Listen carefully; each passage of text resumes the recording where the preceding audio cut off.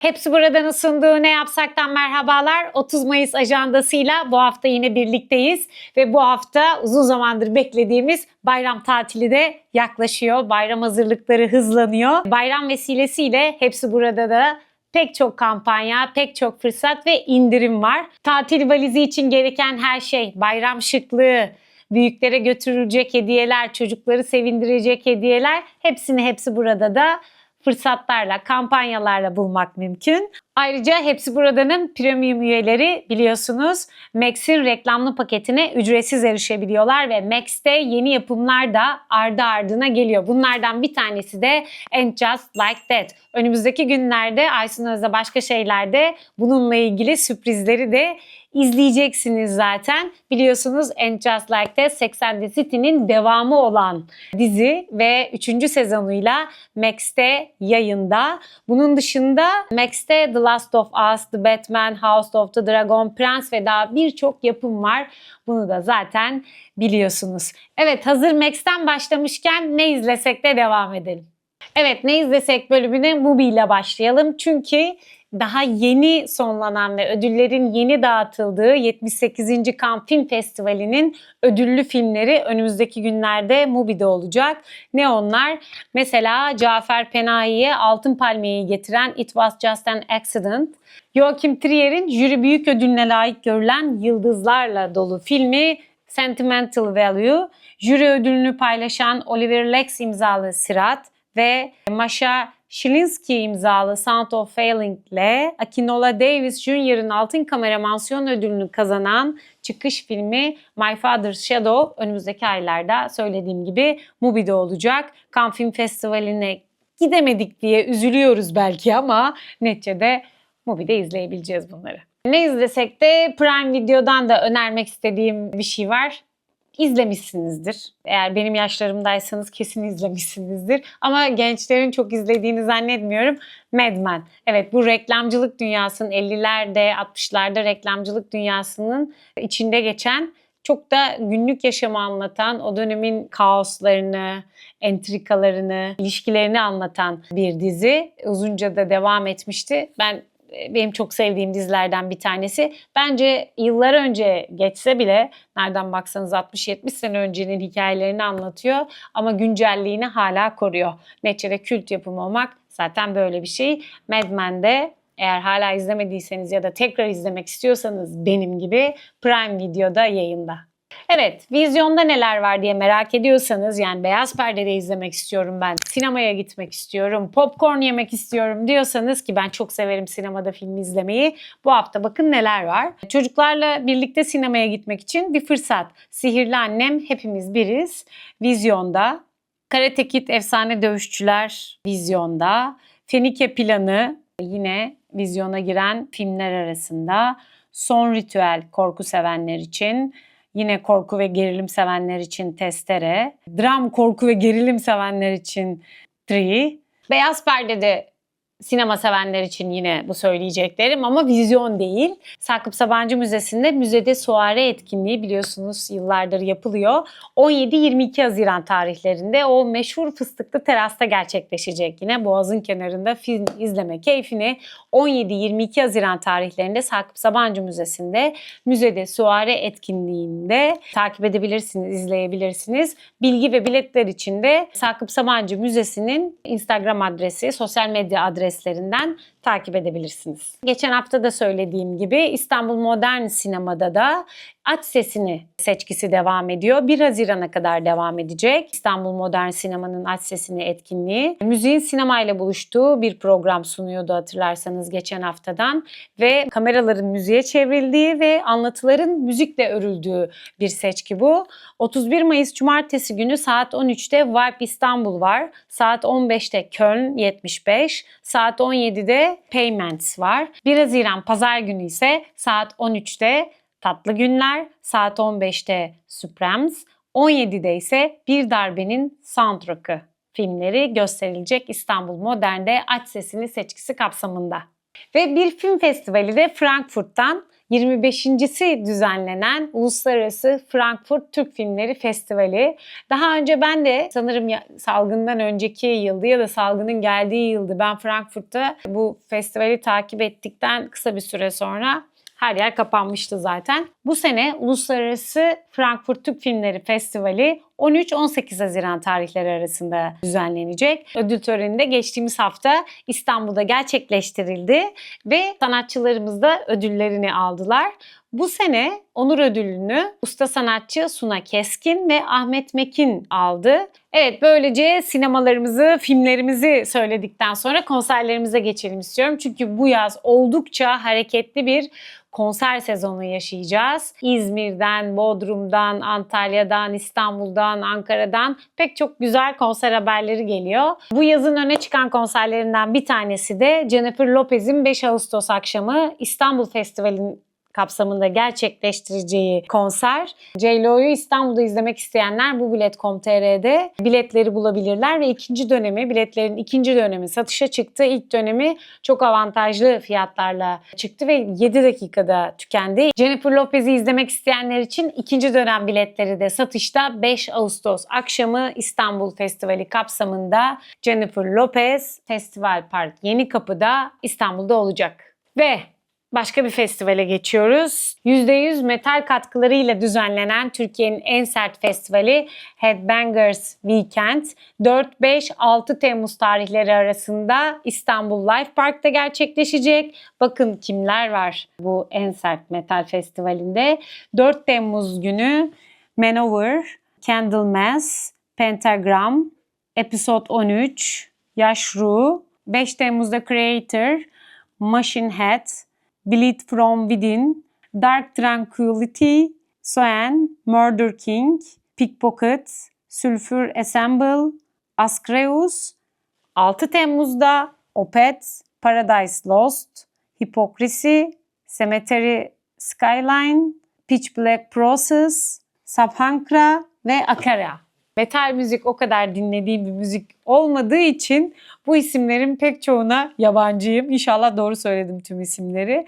Neyse, Türkiye'nin bu metal müzik festivalini Headbangers Weekend'i 4-5-6 Temmuz tarihlerinde İstanbul Life Park'ta dinleyebilirsiniz. 3 gün sürecek bir festival. Metal müzik hayranları bence bu konserleri kaçırmaz diye düşünüyorum. Gripin sevenler burada mı? Grip'in 30 Mayıs'ta saat 18.30'da Levent İşkulelerinde Kibele Sanat Galerisi'nin önündeki Kibele Çeşmesi heykelinin önünde iş çıkışı konseri veriyor. Biliyorsunuz İş Sanat'ın birkaç yıldır düzenlediği bu iş çıkışı konserleri oldukça ilgi görüyor. Geçen hafta Hande Yener vardı.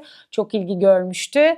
Bu hafta da 30 Mayıs'ta Grip'in var. Grip'in severler kaçırmasın. Ayrıca iş çıkışı konserlerinde İş Sanat'ın sosyal medya adreslerinden takip edebilirsiniz önümüzdeki haftalarda ve sonraki haftalarda yaz boyunca kimler var diye. Özellikle de o bölgede çalışıyorsanız iş çıkışı bence süper bir fikir. Eve gitmeden bir konser dinlemek, üstelik oldukça da eğlenceli geçiyor, hareketli geçiyor. Sosyal medya adreslerinden İş Sanat'ın önümüzdeki iş çıkışı konserlerini de takip edebilirsiniz. Ve gelelim Salon İKSV'ye. Salon İKSV ilkbahar sezonunu 30, 31 Mayıs ve 2 Haziran konserleriyle kapatıyor. 30 Mayıs Cuma günü Cem Yıldız, Oh Voyage ve Yaz ile İtalya'dan Sincasa Salon İKSV sahnesinde. 31 Mayıs Cumartesi akşamı New Wave ve Nourished by Time sahne alacak. 2 Haziran Pazartesi de Channel Beats +1'in katkılarıyla salon sahnesinde olacak. Bir konserde Bodrum'dan Enstitü Français Türkiye, İstanbul, Ankara ve Bodrum'da 3 konserlik caz ve Akdeniz şarkıları turnesi düzenledi. İstanbul'daki 26'sında Nardis Jazz Club'daydı. Ankara'da 28'inde Last Penny'de gerçekleşti ve son konser Bodrum'da 30 Mayıs akşamı 21.30'da Zayi Yaşam'da olacak. Bu konserlerde yani caz ve Akdeniz şarkıları turnesinde Siyozi Caz Topluluğu sahne alıyor. Bodrum'a gitmişken Bodrum Jazz Festivali'ni de duyuralım. Uluslararası Bodrum Jazz Festivali 2-14 Haziran tarihlerinde gerçekleştirilecek. Festival caz müziğin farklı tarzlarını ve farklı sanatçıları bir araya getirecek ve Bodrumlular da 2 ve 14 Haziran tarihleri arasında Bodrum'da cazın tadını çıkaracak. İnşallah. Nil Venditti'den bir haber. Biliyorsunuz Cemal Reşit Rey Konser Salonu'nun Cemal Reşit Rey Senfoni Orkestrası Nil Venditti yönetiminde bu yıl konserlerini gerçekleştirdi. Nil Venditti, Francesca Dego ile birlikte 31 Mayıs akşamı saat 20'de sahne alıyor. Yani Nil Venditti'nin yönettiği CRR Senfoni Orkestrası'na solist olarak Francesca Dego kemanıyla eşlik edecek. Ve 1 Haziran'da Harbiye Cemil Topuzlu açık hava sahnesinde de Cem Adrian var. Buradan da Cem Adrian hayranlarına duyurmuş olalım. İstanbul'a geldik. Tekrar belki Bodrum'da bayram tatilinde ne yapsak diyenler için bunu da söylemekte fayda var. 6 Haziran'da Zayi Yaşam'da Kerem Görsev Trio sahne alacak. Yine 6 Haziran'da Balıkesir Hayal Kahvesi'nde Cem Adrian var. Bayram boyunca 8 Haziran'da da bayram boyunca hangi etkinlikler var diye bunu da söylemekte fayda var. 8 Haziran'da yine Balıkesir Hayal Kahvesi'nde Bulutsuzluk Özlemi 40. yıl turnesiyle sahne alacak. Ve Masis Aram Gözbek çok severim. Sevgili Masis, Şef Masis, Boğaziçi Gençlik Korosu'yla 8 Haziran'da Marmaris Amfiteyatro'da olacak. Önümüzdeki günlerde Masis'i de Aysun Öz'le başka şeylerde konuk almak istiyorum. Ben de çok seyahat ediyorum. O da inşallah bir gün buluşacağız ortak bir yerde ve Masis'le de keyifli bir röportaj yapacağız. Dediğim gibi 8 Haziran'da Marmaris Amfiteyatro'da Boğaziçi Gençlik Korosu Şef Masis Aram Gözbek yönetiminde sahne alacak. Ve sevgili Fazıl Say'a gelelim. Fazıl Bey'le yıl sonu konseri vesilesiyle Aysun Öz'de başka şeylerde bir röportaj yapmıştık hatırlarsanız. Ve piyano başında 50. yıl konserleri yapacağını orada da konuşmuştuk. Ve bu konserler kapsamında tarihler, yani birkaç tane zaten bu konserlerden vermişti. En sonuncusu da yanlış hatırlamıyorsam CSO Ankara'daydı. Ve şimdi Fazıl Say piyano başında 50 yıl konserleriyle 15 Haziran'da Gaziantep'te, 16 Haziran'da Adana'da, 17 Haziran'da Mersin'de, 30 Haziran'da İzmir'de, 3 Temmuz'da İstanbul'da, 29 Temmuz'da Ayvalık'ta, 30 Temmuz'da Bodrum'da olacak. Bodrum Antik Tiyatro'da olacak. Buradan da Fazıl Say'ın piyano başında 50. yıl konserlerinde duyurmuş olalım. Biliyorsunuz Fazıl Say'ın konserlerinin biletleri çabuk biter. Hazır tarihler netleşmişken, biletler de satışa çıkmışken bence vakit kaybetmeden yerinizi alın derim. Ve bir albüm duyurusu da yapmak istiyorum. Fazıl Say'dan bahsetmişken sevgili Aslan Ant bizi yurt dışında flütüyle başarılı bir şekilde temsil eden ve çok da pırıl pırıl öğrenciler yetiştiren, çünkü sevgili Aslan Ant aynı zamanda Mimar Sinan'da da hoca, akademik kariyerine de bir taraftan devam ederken bir taraftan da dünyanın pek çok yerinde konser vermeye de devam ediyor. İkisini bir arada sürdürmek zor. İkisini bir arada yapmaya çalışıyor sevgili Aslan ve Aslan'ın yeni bir kaydı 6 Haziran'da tüm platformlarda yerini alacak. Fazıl Say Flute World Opus 84 1. Onurlu Yalnızlık ismi de. Dolayısıyla ben de heyecanla Aslan'ın Fazıl Say'ın Flute World Opus 84 1. Onurlu Yalnızlık parçasını, eserini heyecanla bekliyorum. Ve tiyatrolara geçelim. Tiyatrolarımızda neler var?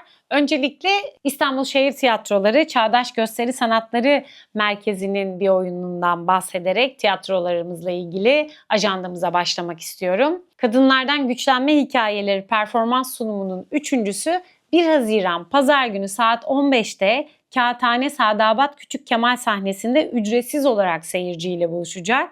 Bu kadınlara yönelik şiddete farkındalık oluşturmak amacıyla yürütülen, gönüllü kadınlarla birlikte yapılan bir tiyatro etkinliği. 2021'den beri yapılıyor ve bu sezonun gösterisi de 1 Haziran Pazar günü saat 15'te ücretsiz olarak gerçekleştirilecek. Katılmak istiyorsanız yerini de tekrar hatırlatalım. İstanbul Şehir Tiyatroları Kağıthane Sadabat Küçük Kemal sahnesinde olacak. Bir tiyatro haberi de İzmir'den. İzmir Büyükşehir Belediyesi İzmir Şehir Tiyatroları yeni bir oyunun premierini yapıyor. Şehirler, Yollar, Hikayelerin premieri 30 Mayıs'ta saat 20'de İsmet İnönü sahnesinde yapılacak. İzmir Büyükşehir Belediyesi İzmir Şehir Tiyatroları'nın genel sanat yönetmenliğini Levent Üzümcü yürütüyor.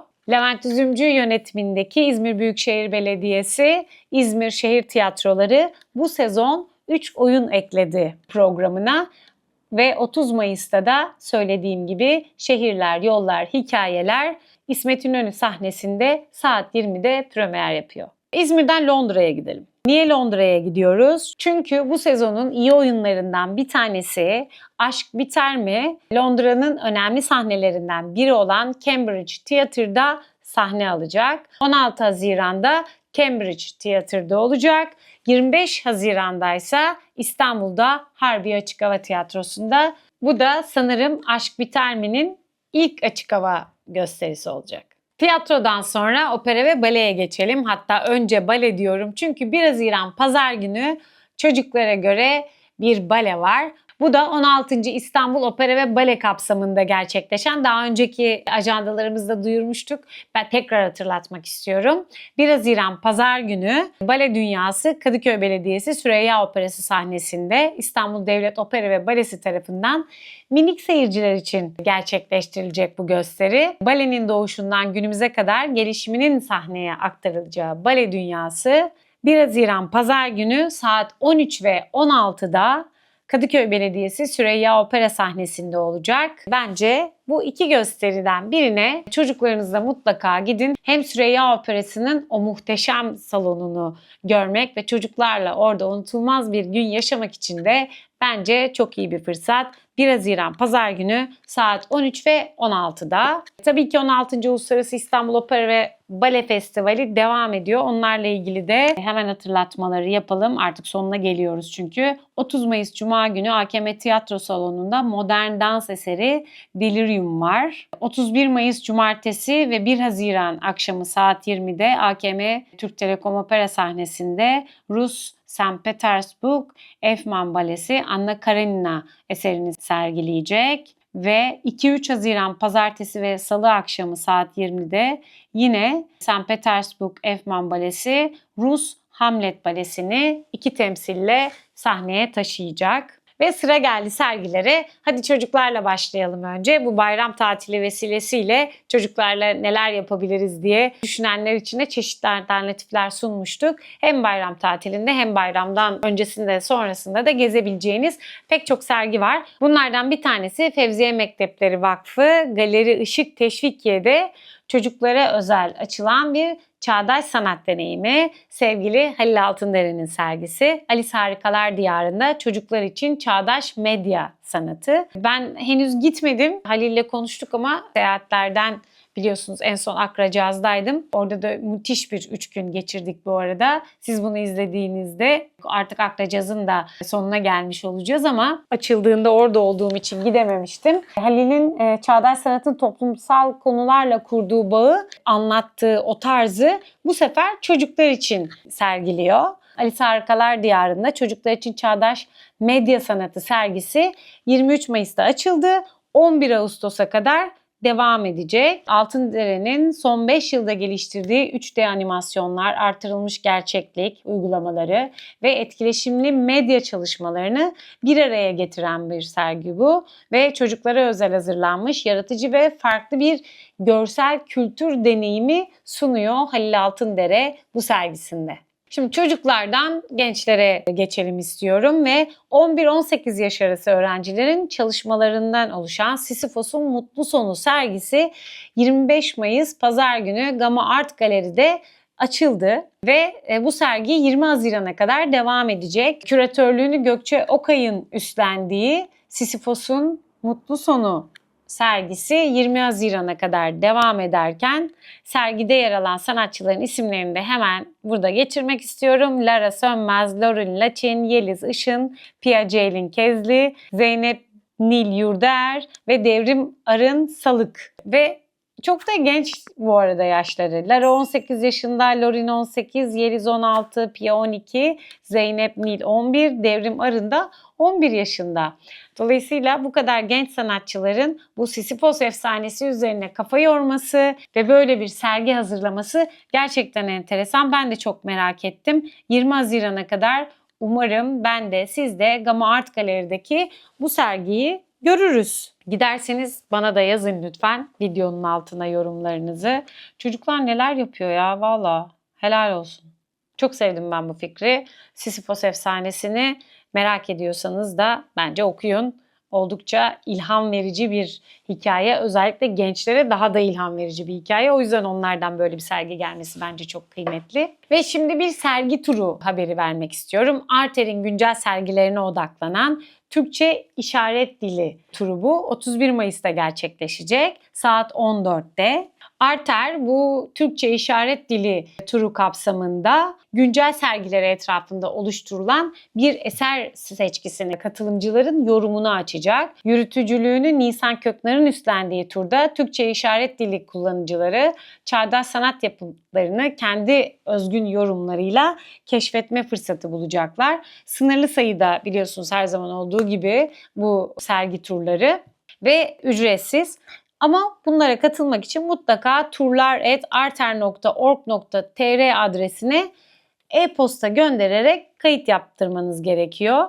Bir sergi haberimiz de DG Art Project'ten Melis Babadağ'dan. Melis biliyorsunuz çok tatlı, çok başarılı bir oyuncu. Aynı zamanda da iyi bir sanatçı. Yani farklı sanat dallarıyla uğraşan bir sanatçı diyebiliriz. Melis Babadağ'ın son eserlerini, son tablolarını DG Art Project'te 14 Haziran'a kadar görebilirsiniz. Bu serginin küratörlüğünü de Zeynep Öztürk üstleniyor. Ve kapanışı da Akra Caz'la yapalım. 8.'si gerçekleştirilen Akra Caz Festivali her zaman olduğu gibi yine Fazıl Say konserleriyle kapanıyor. 30 ve 31 Mayıs akşamları Akra Caz'da Fazıl Say, Ferit Otman'la birlikte sahne alacak. Piyano başında 50. yıl konserlerini verecek Antalya'da sevgili Fazıl Say. Kaçırmayın derim. Akra Caz'ın sahnesi her zaman muhteşem. Ben geçen hafta Melody Gardot ve Fatoumata Diawara konserlerini izledim. Çok eğlenceliydi. Bizden bu haftalık bu kadar. Hepsi Buradan'ın sunduğu Ne Yapsak önümüzdeki hafta yeni etkinliklerle devam edecek. Şimdiden iyi bayramlar diliyorum. Bayramda yapılacak çok şey var ama her şeyden önce büyükleri ziyaret etmeyi unutmayalım. Tatil çok güzel elbette ama onların ellerini öpmek, onlara sarılmak en büyük etkinliklerden bir tanesi. Dolayısıyla birlikte yapabileceğimiz de çoluk, çocuk, anneler, babalar, neneler, dedeler, babaanneler, anneanneler, büyük babalar yapılacak çok şey var. Şimdiden iyi bayramlar diliyorum. Abone olmayı, yorum yapmayı ve tavsiyelerinizi de yazmayı unutmayın lütfen. Haftaya yeni bir Ne Yapsak da buluşmak üzere. İyi bayramlar.